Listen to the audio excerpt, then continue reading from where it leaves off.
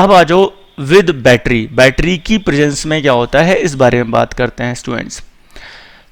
फिर से मैं यहाँ पे इलेक्ट्रॉन शो करूँगा, फ्री इलेक्ट्रॉन। देखो ये मैंने यहाँ पे इलेक्ट्रॉन शो किया, फ्री इलेक्ट्रॉन, ठीक है,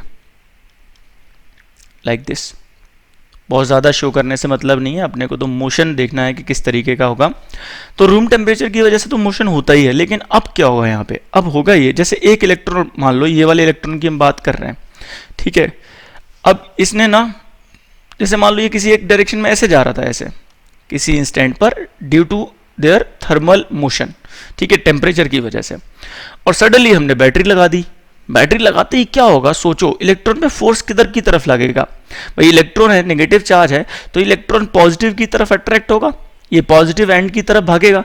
इसका मतलब इस पर फोर्स लगेगा। मैं अलग से आपको समझाता हूं इधर, कि इलेक्ट्रॉन ऐसे जा रहा था और इस पर अचानक से फोर्स लगा इस डायरेक्शन में, ठीक है, किधर की तरफ लगा, इस पॉजिटिव की तरफ लगा, पॉजिटिव टर्मिनल की तरफ लगा। तो पता है क्या होगा, इस इलेक्ट्रॉन का जो पाथ है ना, आप 11th स्टैंडर्ड में जो प्रोजेक्टाइल पढ़ते हो ना, वैसा कुछ पाथ हो जाएगा, कर्व हो जाएगा, कर्व।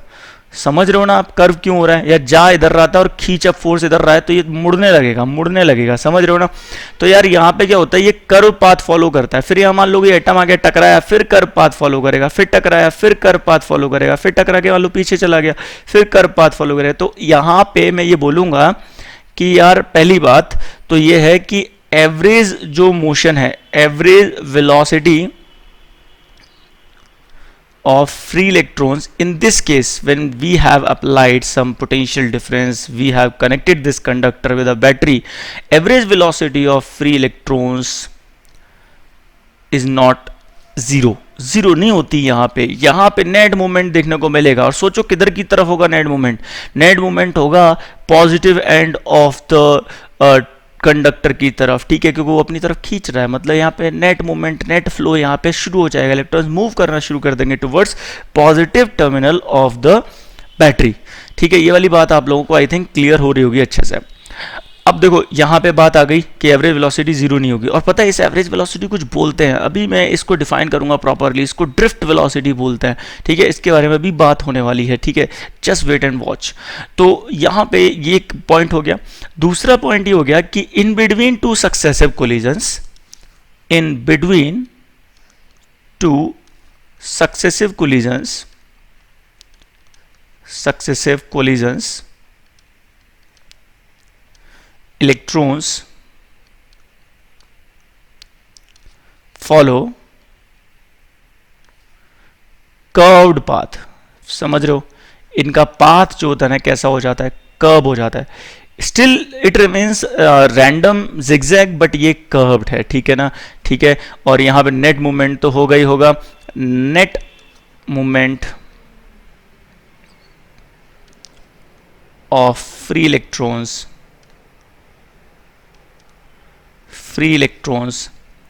is observed, ठीक है, which results into flow of what, flow of current। समझ आ रही है बात अच्छे से। तो इससे क्या हुआ, करंट फ्लो शुरू हो गया, क्लियर, ठीक है। तो in this manner flow of current starts. तो मैंने आपको यहाँ पे ये समझाया, क्लियर समझ में आ रहा है ना, बहुत अच्छे से बच्चों, क्लियर होना चाहिए एक एक पॉइंट जो मैं यहाँ एक्सप्लेन कर रहा हूँ कि कैसे एक्चुअल पिक्चर चल रही होती है, कैसे करंट फ्लो हो रहा होता है। अब मैं यहाँ पे प्रॉपरली करंट इंट्रोड्यूस कर पाऊंगा, लेकिन एक और बात यहाँ पे मैं इंट्रोड्यूस कर रहा हूँ जिसको मैं अलग से मेंशन करूँगा। फिलहाल आप इसे कॉपी करेंगे, ठीक है, पूरा ये कॉपी करिएगा प्रॉपरली। जब ऑफलाइन क्लासेस स्टार्ट होंगी मैं चेक करूँगा, ठीक है, और आप लोग अपने भले के लिए अपना करियर ध्यान में रखते हुए, अपना फ्यूचर ध्यान में रखते हुए खुद ही इतना रिस्पॉन्सिबल होने चाहिए यार कि ये सब चीज़ें जो यहाँ से मैं गाइडलाइंस आपको दे रहा हूँ उनको आप फॉलो करें, ठीक है। चलिए let's come to the next page. और अब इसमें मैं कुछ एक बात नोट लगा के अलग से इंट्रोड्यूस कर रहा हूँ। ये बोर्ड अगर पूछेगा, जो भी मैंने अभी तक कुछ बताया है तो हो सकता है 1 मार्क में पूछे, ठीक है। तो नोट लगा के एक चीज़ मैं यहाँ मेंशन कर रहा हूँ, और वो क्या है, वो ये है कि in the absence of battery, in the absence of battery there is no electric field, there is no electric field inside the conductor. Battery बोलने से मेरा मतलब क्या है? बैटरी बोलने से मतलब है potential difference. Absence of battery मतलब एब्सेंस ऑफ पोटेंशियल डिफरेंस. ठीक है, इलेक्ट्रिक फील्ड नहीं होता. अब ये चीज़ हमने ना इलेक्ट्रोस्टैटिक्स में पढ़ी है लास्ट यूनिट में. क्या पढ़ा है कि जो कंडक्टर होता है उसके अंदर इलेक्ट्रिक फील्ड हमेशा क्या होता है? जीरो होता है. ठीक है, ये कंडक्टर हमने पढ़ा है लास्ट यूनिट में. बट पता है ये तब होता है, ये होता है इन electrostatic condition, only in electrostatic condition, only in electrostatic condition. मतलब जब तक इलेक्ट्रोस्टैटिक कंडीशन रहेगी तब तक ही अपन ये बोल सकते हैं कि electric field inside the conductor is zero. ठीक है, तो ये एक बात हो गई. अब आप देखो यहां पे क्या होता है. In the presence of some potential difference charges are forced to move due to electric field inside the conductor. अब आप इस चीज़ को अच्छे से समझ लेना. क्या मैं लिख रहा हूँ यहाँ पे? मैं ये लिख रहा हूँ कि कोई भी कंडक्टर है बच्चों, अगर हमने बैटरी लगा दी, ठीक है, अगर हमने बैटरी लगा दी तो यहाँ पे बनता है एक electric field. Now electric field won't be zero. क्यों? क्योंकि पोटेंशियल डिफरेंस आपने मेंटेन किया हुआ है, और वो किसकी वजह से है? बैटरी की वजह से. अब यहाँ पे एक इलेक्ट्रिक फील्ड बन जाएगा प्लस से माइनस की तरफ, जिसकी वजह से चार्ज मूव करना शुरू करेगा और इलेक्ट्रॉन जो है वो अपोजिट डायरेक्शन में जाएगा. जानते हो ना, अपोजिट डायरेक्शन में फोर्स लगेगा. तो ये बात समझो आपकी. अब यहाँ इलेक्ट्रिक फील्ड नॉन जीरो है, ठीक है, जिसकी वजह से चार्ज मूव कर रहा है. तो अब आप ये कंफ्यूज मत हो ना कि सर कंडक्टर के अंदर इलेक्ट्रिक फील्ड कहाँ से आ गया. तो मैं यहाँ बता देता हूँ, ये क्या है? ये इलेक्ट्रोडायनेमिक कंडीशन है भैया. यहाँ पे चार्ज मूव कर रहा है. तो इलेक्ट्रिक फील्ड जीरो कब तक रहता है? जब तक कि इलेक्ट्रोस्टैटिक कंडीशन हो. ये इलेक्ट्रोडायनेमिक कंडीशन है. Are you getting my point? तो ये चीज़ क्लियर होनी चाहिए आपको. ठीक है, तो आई थिंक ये वाली बात भी आपको अच्छे से क्लियर हो गई होगी. ठीक है, क्लियर. तो नोट जब भी मैं कोई लगाता हूँ तो ध्यान रखिएगा, वो एक एक्स्ट्रा पॉइंट होता है. ठीक है, उसको आप अलग से ध्यान रख लो. ठीक है, अब ये सब बताना ज़रूरी ये होता है, इसलिए होता है यार कि अगर कोई पिक्चर बीच में से देखना शुरू करोगे तो नहीं समझ में आएगी. शुरू से बिल्कुल बेसिकली सारी चीज़ें, कौन किससे क्या रिलेट करता है, कौन किसका क्या लगता है, वो सब चीज़ें जब यहाँ पे मेंशन होंगी तब जाके आपको पूरा चैप्टर एकदम क्लियर कट अच्छे से क्लियर होगा, समझ में आएगा. That's why these all things are mandatory. Next point पर आते हैं आप. ठीक है, ये चीज़ क्लियर हो गई. चलो अब मैं यहाँ पे इंट्रोड्यूस करने वाला हूँ electric current. Okay, so now I am going to introduce electric current. Fine. So बच्चों, व्हाट इज इलेक्ट्रिक करंट? समझो इलेक्ट्रिक करंट है क्या. इलेक्ट्रिक करंट क्या होता है ज़रा ध्यान से देखना. एक मैं आपको एग्जांपल लेके समझाता हूँ एक पॉइंट. जैसे ये मान लो एक दरवाज़ा है, गेट है, गेट. ठीक है, ये क्या है? गेट है. और ये गेट जो है ना, वो इधर ये दीवार है ये पूरी. ठीक है, एक सिंपल सा एग्जांपल ले रहा हूँ ताकि ना चीज़ें अच्छे से क्लियर हो जाए. ये गेट है. ओके, एंड ये गेट जो है ना वो क्या करता है? एक रीजन से दूसरे रीजन की कनेक्टिविटी मेंटेन करता है. ठीक है, गेट. ठीक है, अब आपको ना यहाँ से 1 से 2 में जाना है. ठीक है, मतलब इस गेट को क्रॉस करना है. इस गेट से होकर एक रीजन से रीजन 1 से रीजन 2 में जाना है. तो आप पता है क्या करोगे? आप ना जो इंक्लाइंड ऐसे चलोगे. अगर मान लो आप ऐसे चल रहे हो. ठीक है, और एक पर्सन ऐसे जा रहा है. ठीक है, एक पर्सन ऐसे जा रहा है सीधे सीधे. ठीक है, और एक पर्सन थर्ड पर्सन जो है ना वो ऐसे जा रहा है, ऐसे. समझ रहे हो? मतलब थर्ड पर्सन क्या कर रहा है? थर्ड पर्सन लेफ्ट जो चौखट है उससे राइट की तरफ जा रहा है. ठीक है, अब मुझे बताओ क्या ये थर्ड पर्सन जो है वो क्रॉस करेगा इस गेट को? क्वाइट ऑब्वियस, लॉजिकल बात है यार, ये तो कॉमन सेंस वाली बात है. Third is never going to cross the gate. ठीक है, और सबसे पहले कौन क्रॉस कर लेगा? सबसे पहले ये नंबर 2 क्रॉस कर लेगा जो एकदम परपेंडिकुलर जा रहा है. आप समझ रहे हो इस चीज़ को? अब मैं ये क्यों बोल रहा हूँ, ज़रा इस बात को ना इस करंट के फ्लो से लिंक करो, तो ये बात आपको समझ में आ गई होगी यार कि अगर क्रॉस करना है तो ये जो गेट है इसके नॉर्मली जाना पड़ेगा, या हमारा जो मोशन होता है इस गेट के नॉर्मल, आप समझ रहे हो ना, जैसे ये गेट है, ठीक है, ये दरवाजा है, तो आपको क्रॉस करना है तो इसके परपेंडिकुलर नॉर्मली जाना पड़ेगा, ठीक है। तो इसलिए मैं ये बोल रहा हूँ, ठीक है, इसको मैं कनेक्ट करूंगा अभी करंट के फ्लो से। तो ये वाली बात तो आपको समझ में आ गई। अब जरा करंट के फ्लो को देखते हैं, इसको हटाओ अब, गेट वाली बात। अब आ जाओ वापस से कंडक्टर पर। तो मान लो कि ये कंडक्टर है, सिलिंड्रिकल शेप में हम लोग जनरली कंडक्टर शो करते हैं, और करना भी चाहिए।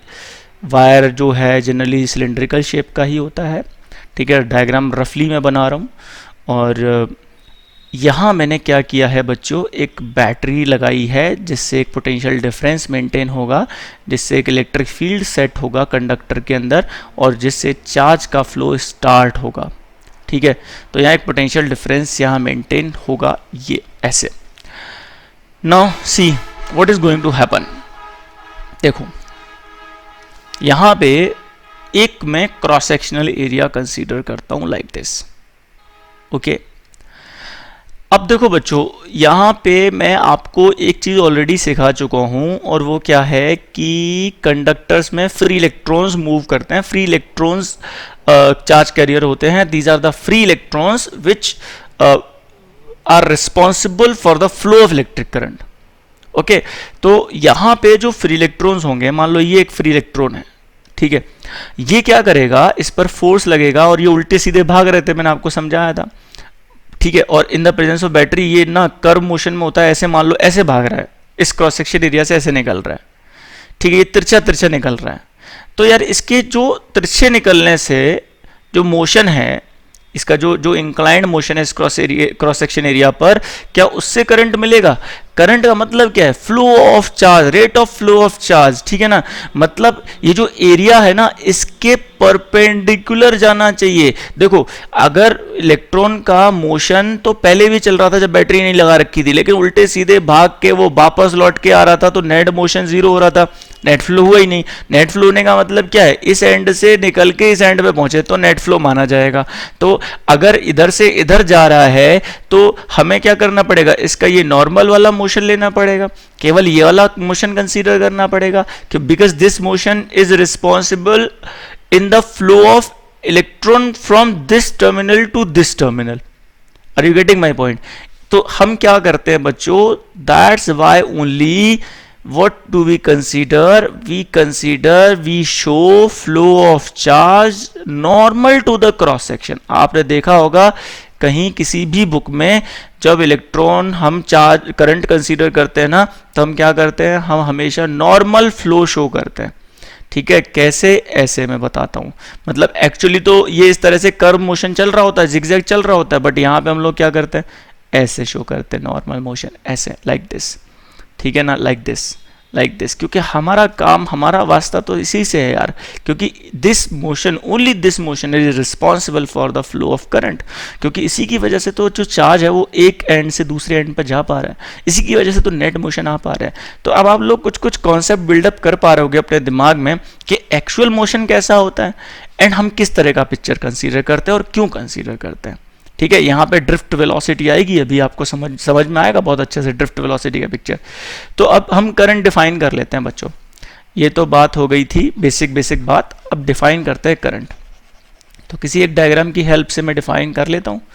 करंट की डेफिनेशन क्या है बच्चों? करंट की डेफिनेशन है, it is defined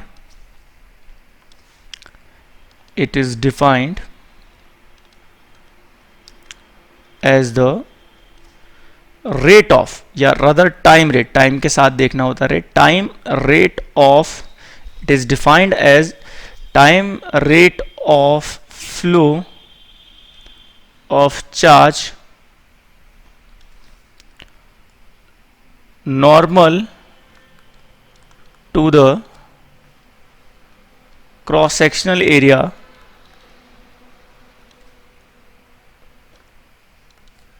of a conductor, ठीक है। कंडक्टर मेंशन करना ज़रूरी नहीं है, बट आपकी मर्ज़ी, आप मेंशन कर भी सकते हो, ठीक है। मतलब कंडक्टर मतलब जहाँ चार्ज फ्लो हो रहा हो, सीधी बात है। ओके, तो अब ज़रा फटाफट से फॉर्मूला लिख लेते हैं इसके लिए। Formula, it is represented by I, and I क्या होता है? आई होता है amount of charge phloem, amount of charge phloem divided by time interval या टाइम टेकन, ठीक है। ओके, एंड फर्दर बच्चों आपको पता होगा यार, ये रेट होता है ना, दो तरीके से डिफाइन हो जाता है। एक तो इंस्टैंटेनियस, तो इंस्टैंटेनियस कैसे लिखते हैं ज़रा फटाफट ये देख लो। इंस्टैंटेनियस करंट, इंस्टैंटेनियस, ठीक है।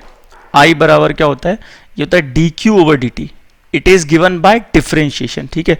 अभी मैं इसका एप्लीकेशन आपको सिखाऊंगा अप्लाई करके, क्वेश्चंस जब मैं कराऊंगा तो अच्छे से सीख जाओगे आप। दूसरा होता है एवरेज करंट, ठीक है। जब भी रेट की बात आती है ना, हम लोग दो तरीके से रेट डिफाइन कर लेते हैं, एक इंस्टैंटेनियस और एक एवरेज, ठीक है। So how do we define average current? जो एवरेज करंट है, it can be written as I A V, and ये होता है total amount of charge flown divide by total time taken, ठीक है बच्चों। एंड सेकेंड थिंग जो मैं यहाँ ऐड करूँगा वो है unit, unit of current, unit of current is ampere, is ampere, okay. And आप यहाँ पे कूलोम पर सेकेंड भी बोल सकते हो, और कूलोम पर सेकेंड, ठीक है, ठीक है। एक और बात जो करंट को लेकर है, it is a scalar quantity, it is a scalar quantity, ठीक है, ओके। तो आज मतलब अभी मैं इतना ही रहने देता हूँ। मैंने आज करंट को इंट्रोड्यूस किया है, करंट की पिक्चर, आपको बेसिक बातें बताई हैं करंट को लेकर, और अब नेक्स्ट क्लास में जो मैंने आज फॉर्मूला लिखा है उसको लेकर मैं कुछ क्वेश्चंस आपको कराऊंगा, जिससे और अच्छे से पिक्चर करंट की क्लियर हो जाए। एंड इन नेक्स्ट क्लास मैं आपको असाइनमेंट भी दूंगा, और नेक्स्ट क्लास में हम लोग ड्रिफ्ट वेलोसिटी स्टडी करेंगे, मोबाइलिटी स्टडी करेंगे, ओम्स लॉ की बात थोड़ी बहुत हो सकती है, ठीक है। तो आज इतना ही रहने देते हैं। अगर किसी भी पॉइंट में आपको डाउट आ रहा है, लास्ट चैप्टर जो आपने पढ़ा है उसमें कोई डाउट है, तो आप मेरे को मैसेज करके पूछ सकते हो, ठीक है। मैं अपना नंबर फिर से आपको बता देता हूँ, इट इज़ 9928029037। व्हाट्सएप कीजिएगा, ठीक है। मैं आपके डाउट्स जो भी होंगे उनको सॉर्ट आउट करने की इंस्टेंटली कोशिश करूँगा, ठीक है। एक्टिव रहो, मस्त रहो, व्यस्त रहो, पढ़ते रहो अच्छे से, ठीक है बच्चों। Thanks for watching, all the very best.